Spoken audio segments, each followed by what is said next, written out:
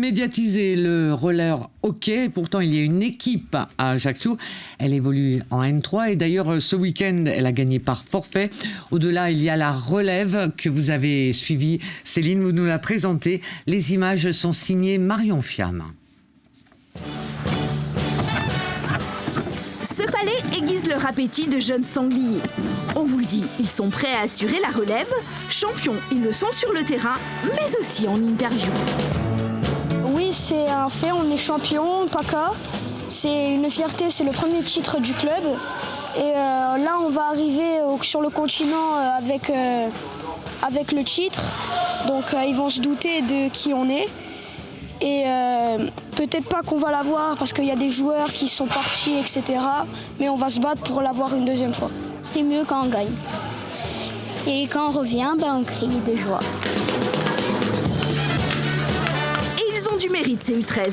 Oui, parce que face à la levée de boucliers des autres équipes qui refusaient de se déplacer en Corse, ils ont fait le choix de ne pas baisser les bras.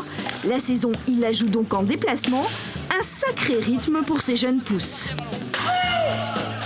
Bien, il n'est pas mauvais à l'école, donc ça va, c'est cool, mais c'est vrai que ça demande une grosse anticipation et après quand ils reviennent, vite, on fait les devoirs et parce qu'avec le transport, ils n'arrivent pas souvent à 1h, ils arrivent un peu tard le soir, le dimanche, quand on fait le déplacement. Mais ça va, Étienne, ils sont forts, ils sont costauds, solides. C'est pas trop compliqué, Raphaël, de gérer les devoirs et les déplacements? Non, ça peut aller encore. Mais je pense que quand on va monter en grade 6e, 5e, je pense que ça va être plus compliqué.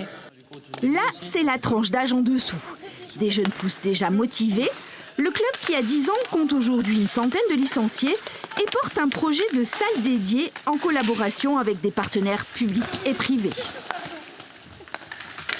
Pour pouvoir s'entraîner dans des conditions proches de celles de match, puisqu'en match on joue avec des balustrades, on joue la plupart du temps sur un sol spécial pour notre sport.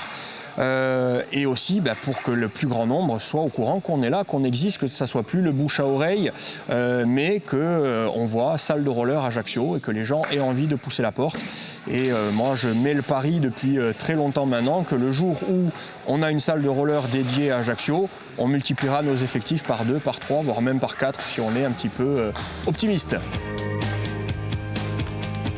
Nos jeunes sangliers sont les premiers supporters de la Nationale 3, mais désolé les grands, on a craqué pour ces joueurs-là.